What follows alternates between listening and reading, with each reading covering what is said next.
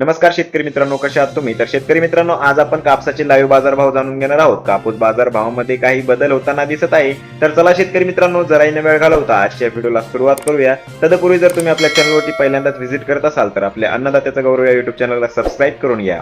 तर शेतकरी मित्रांनो, पहिली बाजार समिती आहे समुद्रपूर, जिथे आवक 1424 क्विंटलची झालेली आहे. कमीत कमी दर 6,500 रुपये, जास्तीत जास्त दर 7,800 रुपये आणि सर्वसाधारण दर 7,200 रुपये प्रति क्विंटल इतका मिळालेला आहे. तर शेतकरी मित्रांनो, पुढील बाजार समिती आहे वरोरा, जिथे आवक 623 क्विंटलची झालेली आहे. जात प्रत लोकल असणार आहे आणि कमीत कमी दर 6,000 रुपये, जास्तीत जास्त दर 7,900 रुपये आणि सर्वसाधारण दर 7,300 रुपये प्रति क्विंटल इतका मिळालेला आहे. तर शेतकरी मित्रांनो, पुढील बाजार समिती आहे देऊळगाव राजा, जिथे आवक 600 क्विंटलची झालेली आहे.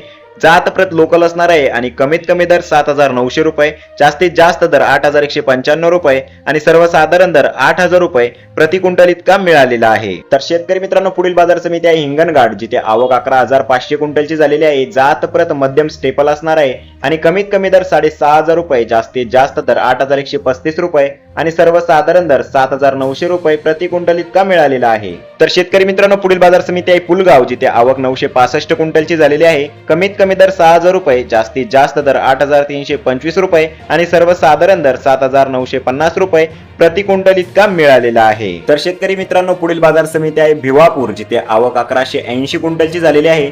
जात प्रत लांब स्टेपल असणार आहे आणि कमीत कमी दर 6,400 रुपये, जास्तीत जास्त दर 7,760 रुपये आणि सर्वसाधारण दर 7,080 रुपये प्रति क्विंटल इतका मिळालेला आहे. तर शेतकरी मित्रांनो, पुढील बाजार समिती आहे मानवत, जिथे आवक 2,950 क्विंटलची झालेली आहे.